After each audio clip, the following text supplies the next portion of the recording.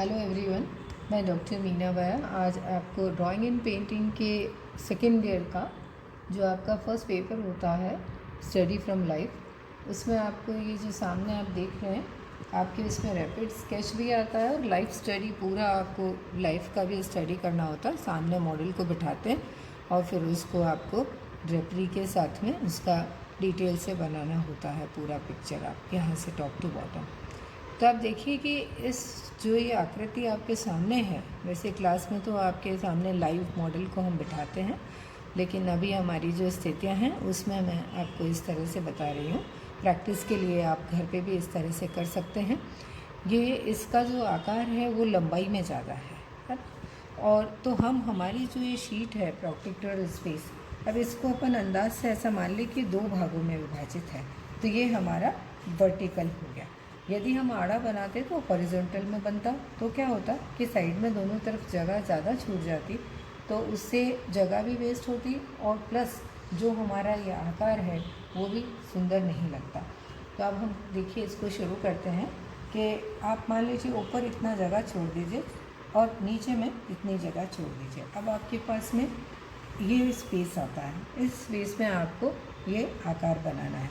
तो आपको ध्यान रखना है कि ये पूरा जो है इसमें सिर कितना बनेगा, धड़ कितना बनेगा, यहाँ से यहाँ जो थाई का पोर्शन आ रहा है ये नी तक घुटने तक वो कितना लंबा बनेगा और फिर ये किस तरह से जाएगा। तो हम देखें कि इसको रैपिड स्केच हम बनाते हैं, ये दोनों में ही काम आएगा। एक्चुअली इसको लाइफ स्टडी भी हम कह सकते हैं, क्योंकि आपको शेडिंग वगैरह भी बना के बताऊँगी मैं। लेकिन शेडिंग करने से पहले तो हमको स्केच ही करना होता है, तो हम पहले इसका एक स्केच कर लेते हैं। इसको आपको डिटेल में करने की ज़रा भी अभी ज़रूरत नहीं है, आप इसको रैपिडली बना लें।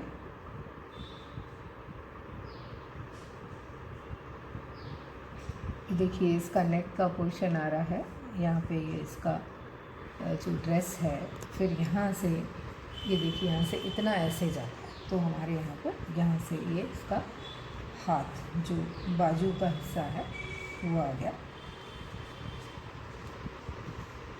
ये यहाँ आ रहा है इस तरह से, यहाँ पे इस तरह से, और ये यहाँ से आप देखिए ये आया, यहाँ से फिर हाथ ये कोहनी आ गई, ये इस तरह से जा रहा है और ये यहाँ पे ग्रेप्स हैं इसके हाथ में, है ना। तो ये यहाँ पर इस तरह का फॉर्म आ जाता है। यहाँ से ये इसके बैक का पोर्शन आ गया, फिर यहाँ से देखिए, फिर यहाँ से हिप का पोर्शन, फिर ये सीधा यहाँ आता है थाई, ये अपना आपका नी का पोर्शन हो गया। यहाँ से ये बेंड होते हुए ऐसे जा रहा है और यहाँ भी ये पैर इसका पीछे छिप गया है, ठीक है।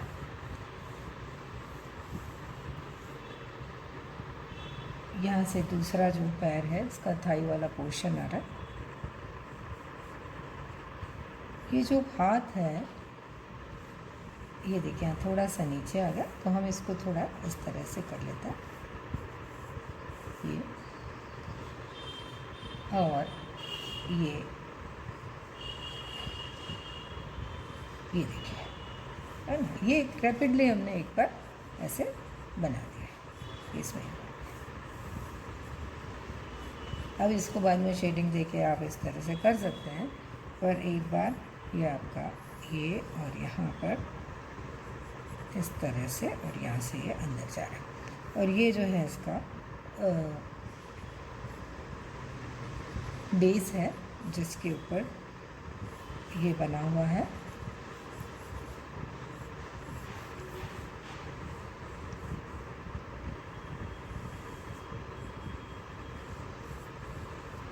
ये देखिए, ये इसकी गर्दन,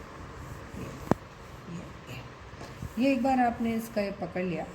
अब इसको आप धीरे धीरे धीरे धीरे स्केच में इसमें आप शेडिंग कर सकते हैं। इसमें बहुत डिटेल में अभी करने की ज़रूरत नहीं है।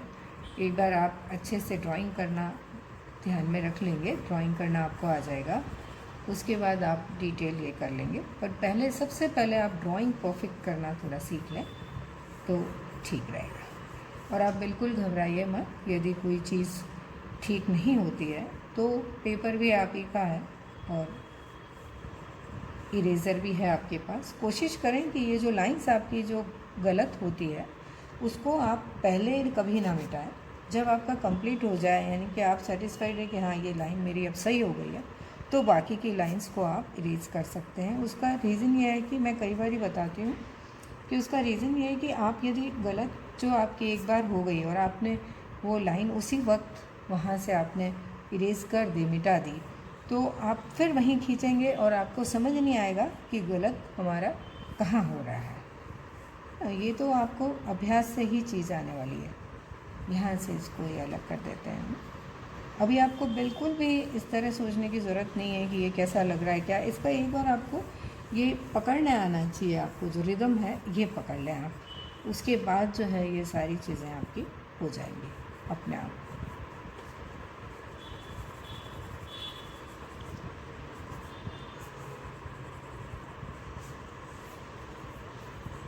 इसके हेयर्स के इधर इसमें इस तरह के कर्ल हैं तो ये थोड़े बना दीजिए, तो उससे एक थोड़ा सा आपको देखने वाले को आइडिया हो जाए कि ये बाल इस तरह के हैं। अब इसमें क्योंकि कोई डिटेल हमारे सामने बैठा हुआ नहीं है, इसलिए हम बहुत अच्छे से इसको शेडिंग नहीं कर पाते हैं। तो बस हमने एक तरह से ये रैपिडली स्केच बना दिया और इसका ये हमने पोस्चर जो है वो पकड़ लिया।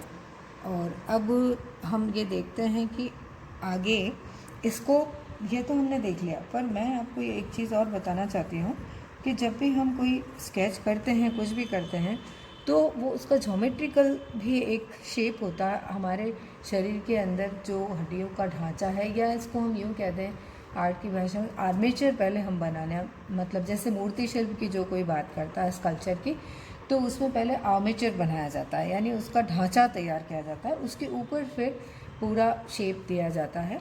तो इसमें जैसे मान लीजिए है, तो इसका आर्मेचर या उससे आर्मेचर से भी पहले उसकी ज्योमेट्रिकल शेप्स क्या होंगी वो मैं आपको बताती हूँ। उसको जानने के बाद आपको ये लगेगा कि हाँ इसको ज्योमेट्रिकल शेप में किस तरह से बनाया जा सकता है। अब देखिए हमने ये वाला फिगर बनाया, ठीक है, बाहर में। अब इसको यदि हमको ज्योमेट्रिकल शेप में आपको बनाना है, इसको इस तरह का आपको देना है आकार, तो देखिए आप पहले इस तरह से ये ज्योमेट्रिकल शेप आ गई है ना, ये इसका हो गया। तो इस तरह से ये मुंह हमने यहाँ पर बना दिया है ना।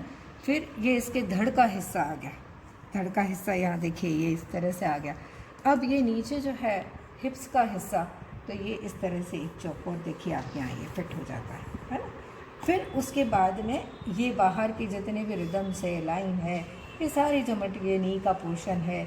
यदि आपको ये चीज़ भी समझ में एक बार आ जाती है कि पहले आप ज्योमेट्रिकल शेप्स को लेकर के और उसके बाद उसके ऊपर आप उसका जो शेप है, बाह्य जो आपका आकार है, उसको यदि आप दें तो वो ज़्यादा अच्छे तरह से बन पाएगा, क्योंकि आपको अंदर का ढांचा पता है कि कहाँ शरीर का कौन सा भाग किस तरह के आकार में है। फिर अब जैसे मान लीजिए ये आपने इस तरह से बना लिया, पहले ज्योमेट्रिकल शेप्स में ये बना दिया।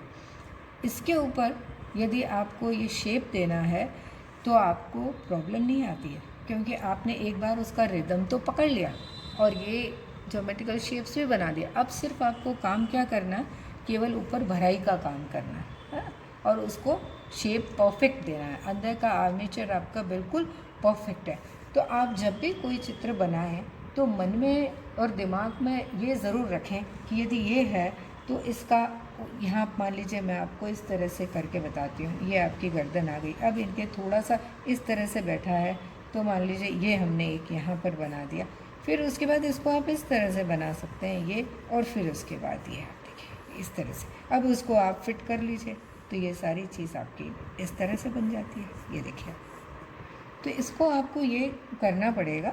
इसको आप यदि आप सोचें कि एकदम से हम सीधा बना लें और नहीं बन रहा है, तो उसके लिए हमको अभ्यास की ज़रूरत है। इस तरह से हम आकारों को पकड़ने का प्रयत्न करें तो हमको अच्छे से आएगा। एक बार ज्योमेट्रिकल शेप में बना लिया, फिर उसके बाद डिटेल में जाइए। पहले भी मैंने आपको कुछ अलग जो हमारे वीडियोस थे उसमें बताया था कि जैसे ये हाथ भी है, तो हाथ को भी आप इस तरह से देखिए, आप ज्योमेट्रिकल शेप में पहले बना सकते हैं, है ना।